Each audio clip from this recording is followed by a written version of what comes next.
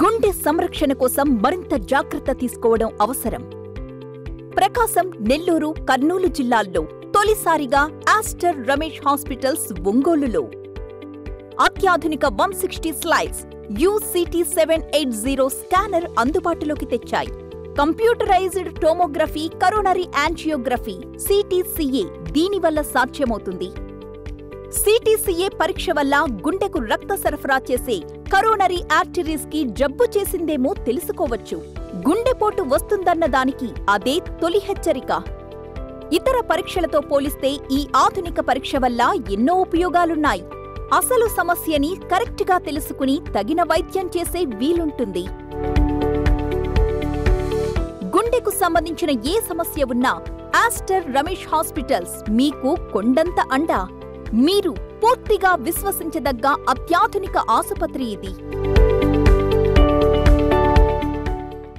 నమస్తే, పీనే న్యూస్ స్వాగతం.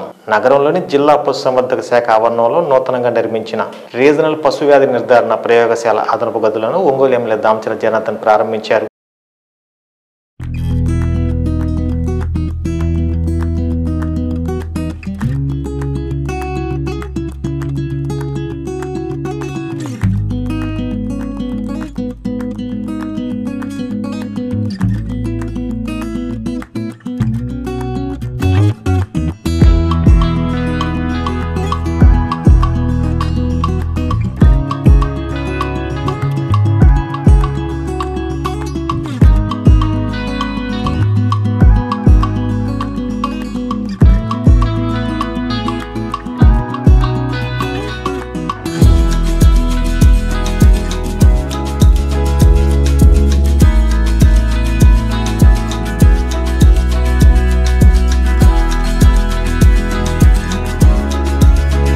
చాలా రిపేర్స్ అవసరమైతే డైరెక్టర్ గారిని రిక్వెస్ట్ చేస్తే ఆస్కార్ ఫండ్ల కింద 25 లక్షలు రిపేర్లకు ఇచ్చారు. అది రిపేర్ చేయడానికి స్లాబ్ కూడా ఇంకా కొత్తగా వేయడము ప్లస్ బీమ్ సరిగా లేదు అవన్నీ అంటే దానికి అదనపు గదులుగా పర్మిషన్ అడిగి ఇక్కడ ఉన్న ప్లేసెస్లో ఒక డీడీ గారి రూము, ఒక చిన్న గదిని కట్టడం జరిగిందండి ఆ ఫండ్స్ కింద. ఈ RADDL అంటే regional animal disease diagnostic centre అండి. ఇక్కడ ప్రకాశం జిల్లాలో ఉన్నటువంటి ఏ స్పెసిమన్స్ అన్నా పంపిస్తే డంగ్ అవ్వచ్చు, మిల్క్ అవ్వచ్చు, బ్లడ్ అవ్వచ్చు, ఎనీ శాంపుల్స్ని ఇక్కడికి పంపిస్తే ఎగ్జామ్ చేసి రిజల్ట్స్ ఇస్తారండి.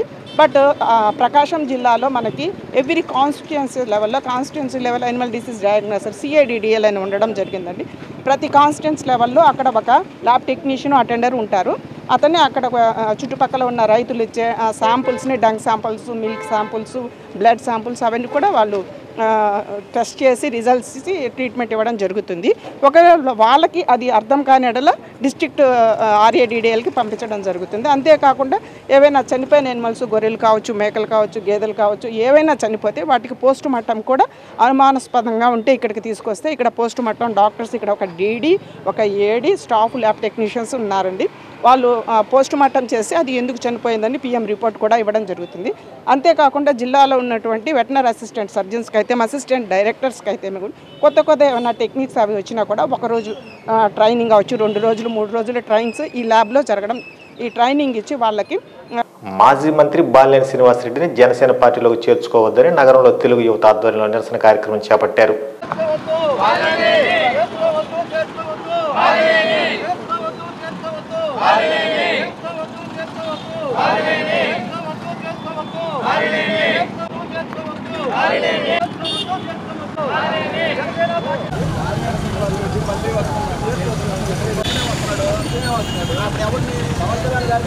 కాబట్టి మీరందరూ కూడా వీలైనంత వరకు సోషల్ మీడియాలో ఖచ్చితంగా బాలినేని కార్యకర్తల మనోవాళ్ళని దెబ్బతీయొద్దు. బాలినేని శ్రీనివాసరెడ్డి గారిని జనసేనలో చేరాలనుకుంటున్నాడో మేమందరం కూడా దానికి వ్యతిరేకిస్తూ ఉన్నాం. గడిచినటువంటి 5 సంవత్సరాల్లో తెలుగుదేశం పార్టీ కార్యకర్తల మీద కానీ, జనసేన పార్టీ కార్యకర్తల మీద కానీ అనేక కేసులు పెట్టి అనేక విధాలుగా భూములు కబ్జా చేసి కార్యకర్తలు అనేవాడిని ఒంగోలులో లేకుండా చేసి తెలుగుదేశం పార్టీని, జనసేనని ప్రకాశం జిల్లాలో లేకుండా చేస్తాననేటువంటి ప్రగల్భాలు పలికినటువంటి బాలినేని శ్రీనివాసరెడ్డి గారికి మీకు సిగ్గు శరం అనేది ఉందా? మీరు అసలు మనుషులేనా అని మేము ప్రశ్నిస్తూ ఉన్నాం. ఏదైతే తెలుగుదేశం పార్టీ శ్రీనివాసులు గారి గురించి పవన్ కళ్యాణ్ గారికి ఒక్క విన్నపం తెలియజేసుకుంటూ ఉన్నాం. మీరు నిజంగా మాకు చెప్పిన మాటలన్నీ కూడా అపహాస్యం అయ్యేటట్టు 20 కేజీల బియ్యం కోసం కాదు, 20 సంవత్సరాల భవిష్యత్తు కోసం జనసేనని నిర్మించాను, నేను ఎప్పుడు కూడా తప్పు చేయను, దుష్ట రాజకీయాలు ఏదైతే భూ కబ్జాదారుల్ని నేను చేర్చుకోను, నిక్కర్స్తో నిజాయితీగా ఉన్నటువంటి కార్యకర్తల్ని నేను చేర్చుకుంటా అని చెప్పావో ఆ మాట మీద నిలబడతారని నేను కోరుకుంటూ ఉన్నాం. మీరు జనసేనలో చేర్చుకుంటే బాలినేని గారిని ఖచ్చితంగా అది రాష్ట్రంలోనే పెనుముప్పుగా మారి కూటమి విడిపోవడానికి కారణం అవుతాయని మీకు తెలియజేస్తూ ఉన్నాను. 20 కేజీల బియ్యం ఇవ్వటం కాదు, 20 సంవత్సరాల భవిష్యత్తు అనేది వాళ్ళకి చూపించడానికని జనసేన సిద్ధాంతాలతో ముందుకెళ్తున్నారన్నారు. మరి అలాంటి సిద్ధాంతాలతో ముందుకెళ్తున్నటువంటి నాయకులు ఈరోజు ఒంగోలు నియోజకవర్గంలో వైసీపీ ప్రభుత్వం గత 5 ఏళ్ళలో చూసుకుంటే బాలినేని శ్రీనివాసరెడ్డి గారు ఎన్నో భూ ఆక్రమణలు కానీ భూ కబ్జాలు కానీ జనసేన నాయకులు అయితేనేమి టీడీపీ నాయకులను అయితేనేమి ఏ విధంగా ఇబ్బందులు పెట్టారో అందరూ చూశారు. మరి అలాంటి అవినీతి పరుణ్ణి ఈరోజు పవన్ కళ్యాణ్ గారు ఎలా పార్టీలోకి చేర్చుకుంటున్నారు? ఆయన భవిష్యత్తు గురించి 20 సంవత్సరాల భవిష్యత్తు గురించి 20 కిలో ఎవరైనా మధ్యలో కోవట్లు చెప్తే వాళ్ళ మాటలు మీరు తెలుసుకుంటున్నారా? ఒకసారి మీరు ఆయన గురించి పూర్తిగా తెలుసుకొని పార్టీలో చేర్చుకుంటే బాగుంటుందని మా విన్నపం. ఇంకోటి ఏంటంటే గడిచిన 5 ఏళ్ళు ఆయన జిల్లాలో చేసిన అవినీతి, అక్రమాలు, అరాచకాలు, దౌర్జన్యాలు, టీడీపీ కార్యకర్తలపై, జనసేన కార్యకర్తలపై ఆయన పెట్టిన కేసులు అవన్నీ ఇప్పటికీ మేము ఇంకా కోర్టు చుట్టూ తిరుగుతూనే ఉన్నాం. ఇవన్నీ మర్చిపోయి మీరు ఆయన జనసేనలో చేర్చుకుంటే మేము మాత్రం ప్రకాశం జిల్లాలో ప్రశాంతంగా ఉండలేము. ప్రకాశం జిల్లాలో కూడా అదే కోరుకుంటున్నారు. దయచేసి మీరు ఒకసారి రాష్ట్రంలో కూటమి ప్రభుత్వం సూపర్ 6 పేరుతో ఇచ్చిన హామీల్లో ఒక్కటి కూడా అమలు చేయకుండా 100 రోజుల పాలన గురించి సంబరాలు చేసుకోవడం సిగ్గుచేటని ప్రకాశం జిల్లా కాంగ్రెస్ పార్టీ అధ్యక్షులు షేక్ సైదా విమర్శించారు.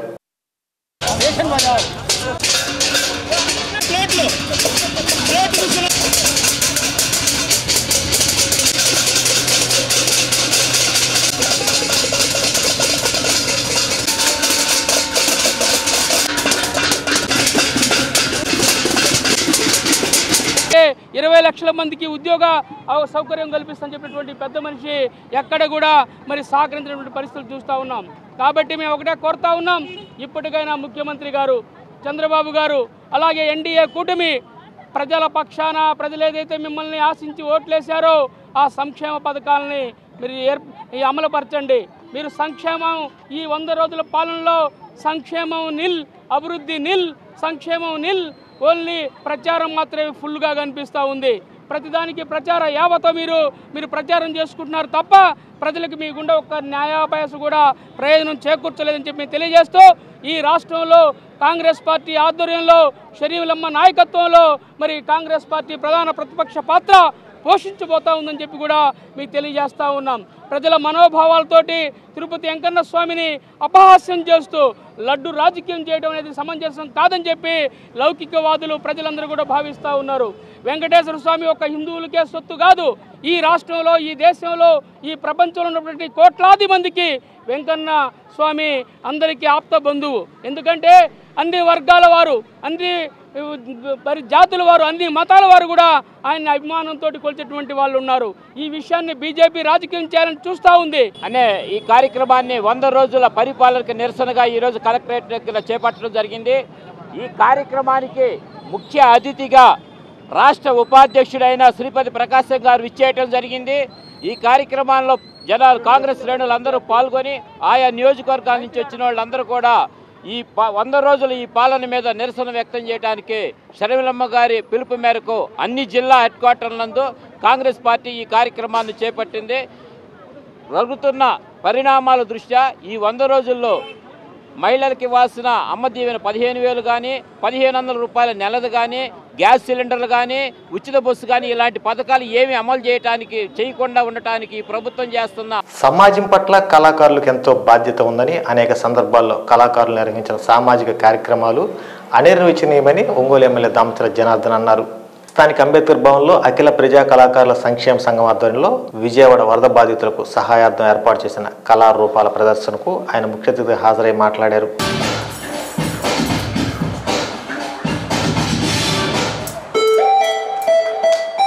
What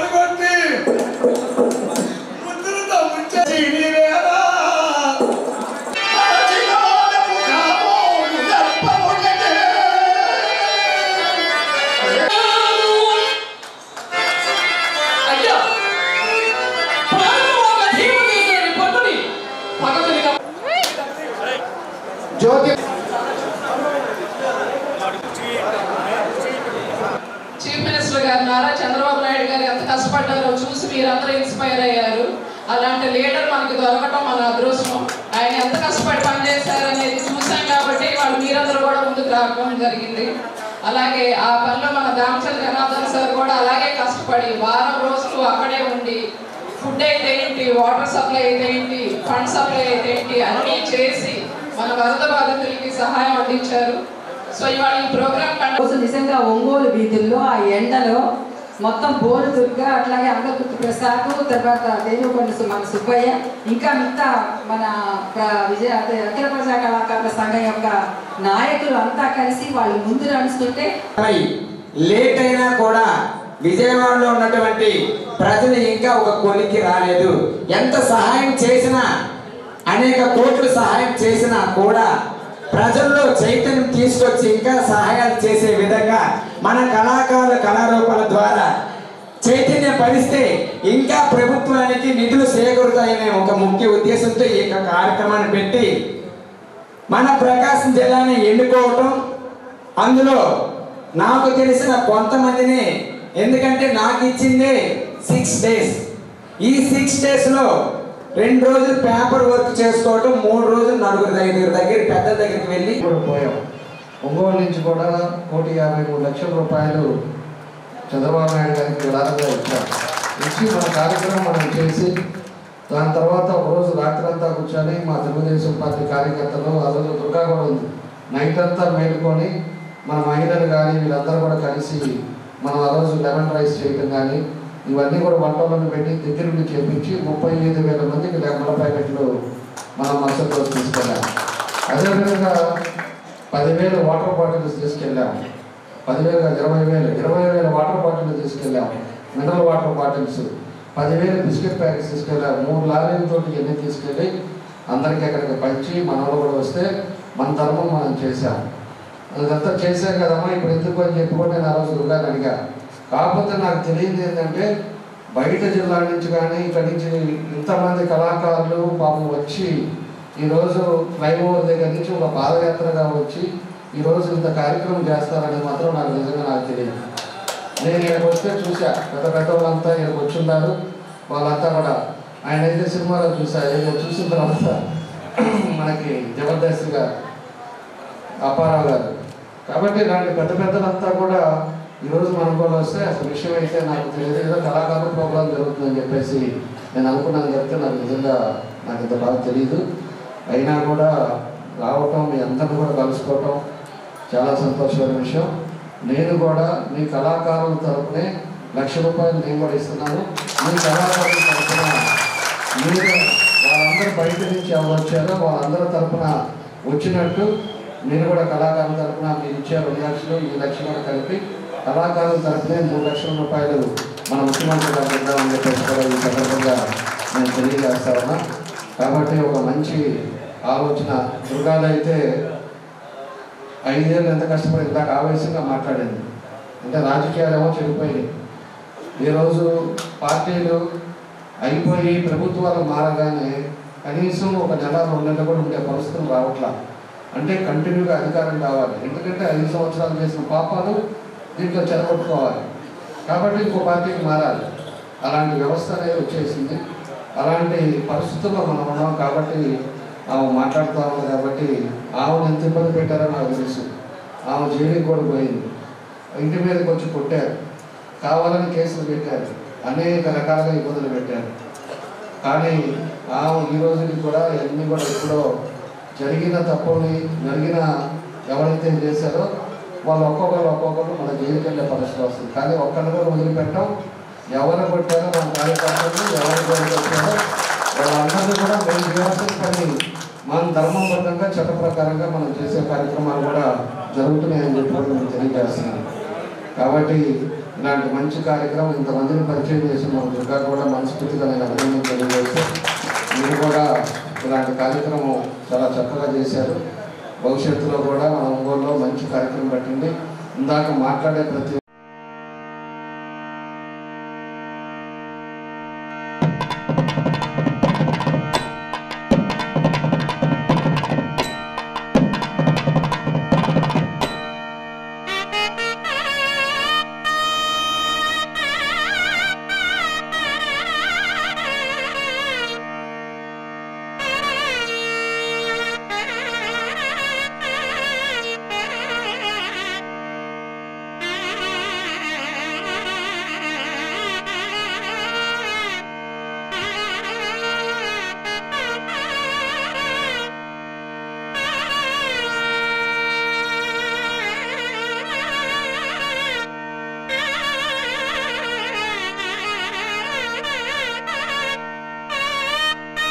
చెన్నై అపోలో హాస్పిటల్లో చికిత్స పొందుతూ తుదిశ్వాస విడిచిన పార్లమెంట్ శాసనసభ మాజీ సభ్యురాలు స్వర్గీయ మాగుంట పార్వతమ్మ మృతి పట్ల నగరంలో మాగుంట అభిమానులు సంతాపం వ్యక్తం చేశారు.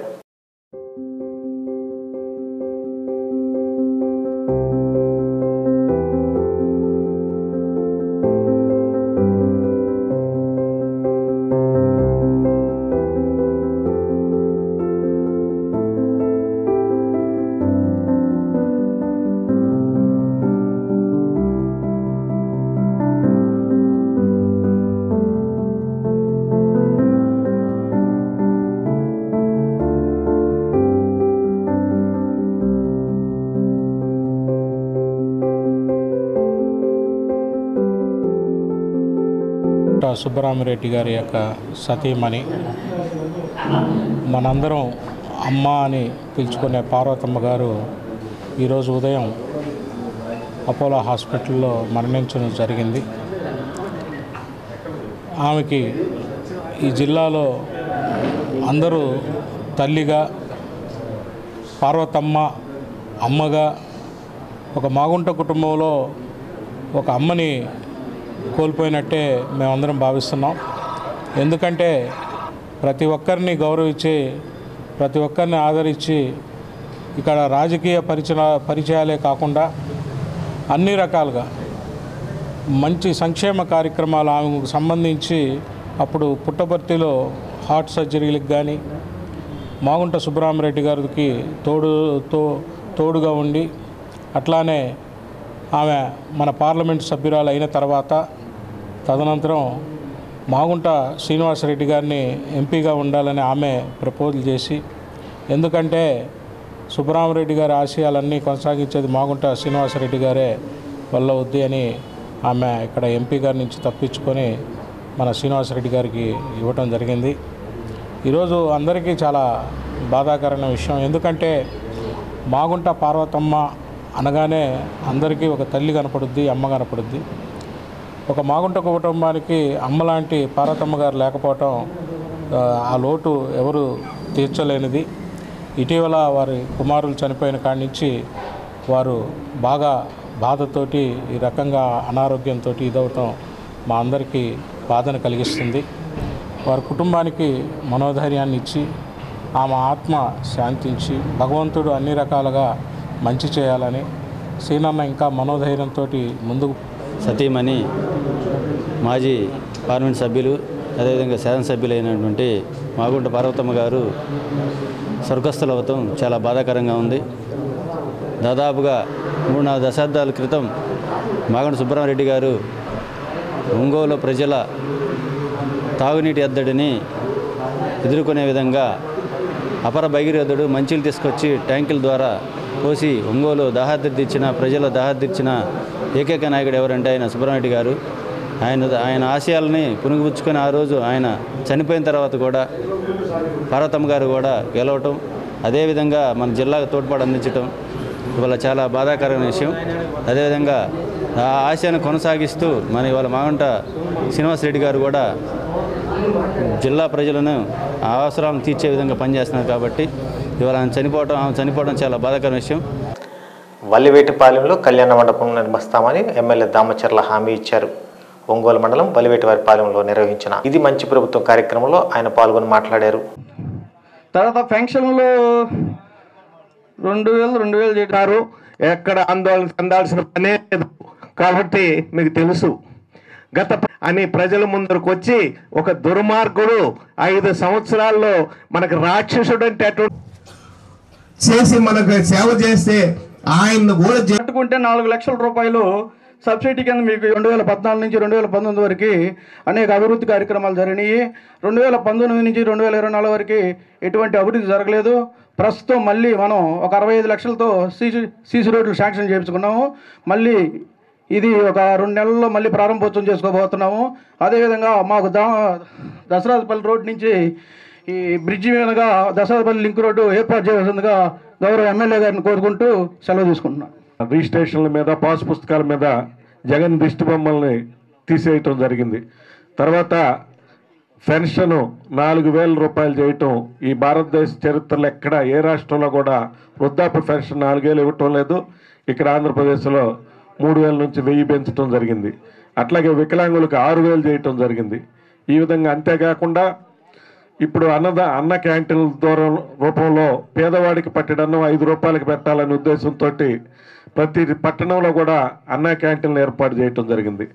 అట్లాగే ఇసుక మనం పక్కన ఏరున్నా కూడా మనం ట్రాక్టర్ 5,000కు కొనుక్కునే 6,000కు కొనుక్కునే పరిస్థితి నుంచి ఈరోజు ఉచిత ఇసుక పాలసీ తీసుకొచ్చి మనం సొంత ట్రాక్టర్ వేసుకొని వెళ్ళి ఏట్లో నుంచి ఇసుక తెచ్చుకునే దానికి ఎలాంటి అభ్యంతరం లేకుండా ఈరోజు ఇసుక పాలసీ ఉచిత ఇసుక తీసుకురావడం జరిగింది. అట్లాగే గత ప్రభుత్వంలో పేద ప్రజలు పట్టుకొట్టే మద్యం పాలసీని కూడా రద్దు చేయటం జరిగింది. జగన్మోహన్ రెడ్డి లిక్కర్ తయారు తప్పిస్తున్నట్టు చంద్రబాబు నాయుడు గారి మీద అవాకులు చవాకులు పేలుతూ 10 రోజులు నిద్రాలను మాని 75 ఏళ్ల వయసులో కరువు ఇది వరదలు వస్తే బస్సులోనే ఉండి 24 గంటలు పనిచేస్తే నిద్ర పట్టక చంద్రబాబు నాయుడు కరువు అది వరద పనులు చూస్తున్నాడు. అది నిద్ర పట్టకపోతే ఇంకొక చోటకు పోతారు, ఇంట్లో నిద్ర పట్టకపోతే పెద్ద లాడ్జికి వెళ్తారు, ఇంకో చోటకు పోతారు, గెస్ట్ హౌస్కి పోతారు. మరి కరువు దాంట్లో అది వరదల్లో వచ్చేసి ఆ బస్సులు ఉండాల్సిన అవసరం లేదుగా కలెక్టరేట్లో. అంటే బుద్ధి జ్ఞానం లేకుండా మాట్లాడేటువంటి ఒక దుర్మార్గుడు, అవగాహన లేనటువంటి వ్యక్తి, ఒక అజ్ఞాని రాష్ట్రానికి గతంలో ముఖ్యమంత్రి దాపురించినటువంటి దుర్మార్గం రాష్ట్రంలో దాపురించింది. మరి అదేవిధంగా వాళ్ళు ఇందాక మన సుబ్రహ్మణ్యం గారు కూడా చాలా స్పష్టంగా చెప్పారు, మీరు పవిత్రమైనటువంటిది నీకు నమ్మకం లేకపోవచ్చు, ఎవరికి ఇష్టమైన దేవుడిని వాళ్ళు కొలుచుకోవచ్చు. ఎందుకంటే ఈ గ్రామం అంటే ప్రత్యేకించి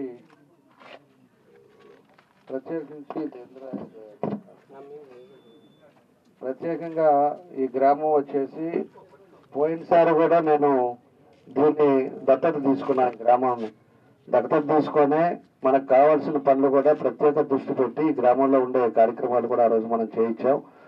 కాబట్టి ఈ గ్రామం అన్నా కూడా మనకు పూర్తిగా కూడా మనం ఏం చేస్తే ఈ గ్రామం ఇంకా కూడా బాగుంటుంది అని చెప్పేసి దాని పద్ధతి ప్రకారంగా రాబోయే రోజుల్లో ఏ సమస్య లేకుండా చేసే బాధ్యతగా మేము కూడా పనిచేస్తానని చెప్పేసి కూడా మీ అందరికీ కూడా నేను తెలియజేస్తున్నా. ఇంకా ఏ సమస్యలు ఉన్నా కూడా మీకు తెలియపరచండి. మన రాంబాబు ఉన్నాడు, రాంబాబును కూడా గ్రామ పార్టీ అధ్యక్షుడిగా ఉన్నాడు, రాంబాబుతో మాట్లాడండి. ఇంకా ముఖ్య నాయకులంతా కూడా వీళ్ళంతా ఉన్నారు కాబట్టి వాళ్ళందరితో కూడా మాట్లాడండి. ఏది చెప్పినా కూడా మన గ్రామానికి సంబంధించినటువంటి ఎటువంటి పనులున్నా కూడా పూర్తి చేసే బాధ్యతలో మీకు ఏదైతే ఈ 4 పాయింట్లు ఉన్నాయో 1 సంవత్సరం లోపలే ఈ 4 పాయింట్లు కూడా కంప్లీట్ చేస్తాం. ఈ 4 మళ్ళా మన ఊరు వచ్చిన తర్వాత సంవత్సరం తర్వాత మాకు ఈ గ్రామంలో ఏది సమస్య లేదు అనే పరిస్థితి మాత్రం మనకు రావాలి. ఆ పద్ధతి మనం తప్పకుండా కూడా చేసి ముందుకెళ్లే పరిస్థితి తీసుకొస్తామని చెప్పి కూడా నేను తెలియజేస్తా ఉన్నా. మొన్న కూడా నేను ఎన్నికలప్పుడు ఉండే పరిస్థితుల్లో ఆ రోజు రావడానికి కూడా కుదరలా. ఆ రోజు వచ్చినప్పుడు మా మిస్సెస్ అదేవిధంగా పాప వచ్చి తిరిగారు అక్కడంతా కూడా. అయినా కూడా మీరు 290 ఓట్లు మెజారిటీ ఈ గ్రామంలో ఇచ్చారు. మీరు ఇచ్చిన దాన్ని తప్పకుండా కూడా ఏదైతే మీరు నమ్మకంతో చేశారో ఆ నమ్మకాన్ని మాత్రం ఒమ్ము చేయను చేస్తారని మరోసారి మీ అందరికి కూడా తెలియజేస్తా ఉన్నా. నేను కూడా ఈ డిపార్ట్మెంట్లు అన్నీ కూడా ట్రాన్స్ఫర్ జరుగుతూ ఉన్నాయి. ఈ ట్రాన్స్ఫర్స్ అన్నీ కూడా పూర్తయిన తర్వాత ఒక్కొక్క గ్రామం వచ్చి కూర్చుంటాను. సచివాలయ సిబ్బంది ఏం పని చేయాలి, మిగతా డిపార్ట్మెంట్ వాళ్ళు ఎవరెవరు ఏం పని చేయాలి, మన వాళ్ళు ఉన్నా కూడా ఏ రోజు ఆ రోజు ఈ ఊళ్ళో పనులు జరిగే విధంగా దాన్ని ముందుకు తీసుకొని వెళ్తాం. ఖచ్చితంగా ఎక్కడెక్కడ ఆగిన ఆన్లైన్లు కొన్ని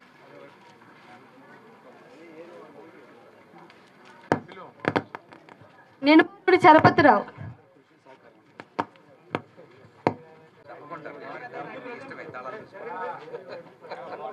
కోటపూరి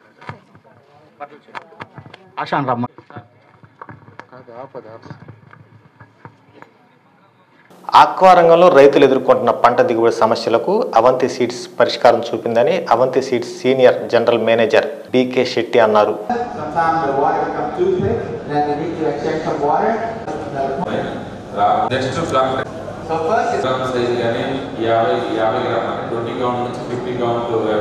Do some research together to propose some new solution for Indian market, and especially also now here we are in the area of monodon, so we help the monodon farmer to improve their results, which is of course never easy.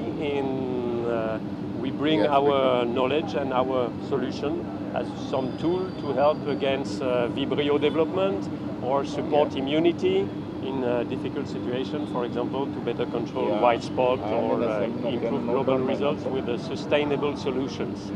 Because what is also very important is sustainability and the ability for the farmer to export and sell their product with a safe product and good product for the local and international market. So thanks to Avanti, we have the possibility to try to help with our solution the farmer to produce. Yes. ఈ ఉద్దేశంతో మనం ఇక్కడ ఈ doctor లోక్ట్రాన్స్ని Stephen రాలైట్ని తీసుకొచ్చి ఈ black tiger shrimp కల్చర్లో తీసుకోవాల్సినటువంటి జాగ్రత్తలు వీటన్నిటి మీద, అదేవిధంగా యాంటీబయాటిక్స్ వాడకూడదు, ప్రొబయాటిక్సే వాడుకోవాలి అనే కాన్సెప్ట్ మీద కూడా ఈ రోజున ఈ మీటింగ్ పెట్టుకోవడం జరిగింది. స్టీఫెన్ రాలైట్ గారు కూడా ఆయన ప్రొబయాటిక్ విశిష్టత గురించి ఆయన లాలమెండ్ కంపెనీ నుంచి ఫ్రాన్స్ దగ్గర నుంచి వచ్చున్నారు.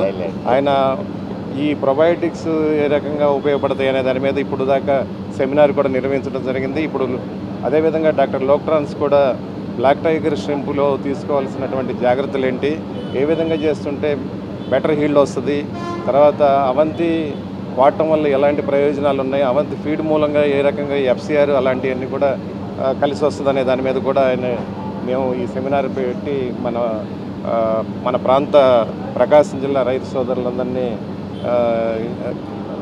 టైగర్ ఏరియాలో మనం ఎక్కువ చేస్తూ ఉన్నాం. ఇప్పుడు ఈ బ్లాక్ టైగర్ కల్చర్ ఇక్కడ బాగా జరుగుతూ ఉంది.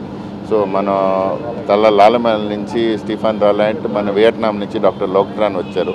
వీళ్ళిద్దరూ సైంటిస్టు R&D చేస్తారు మన ఈ రొయ్యలు ప్రోడక్ట్ గురించి.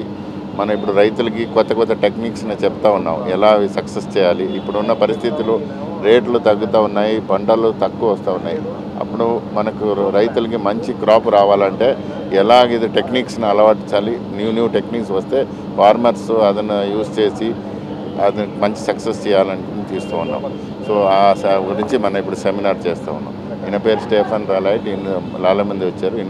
ఈ వార్తలు సమాప్తం. నమస్కారం. బాగుందా? దీనికి డబ్బులు నేను ఇస్తాను. ఆహా, ఇప్పుడు ఇలా దాచుకోవాల్సిన అవసరం లేదు. అవునా?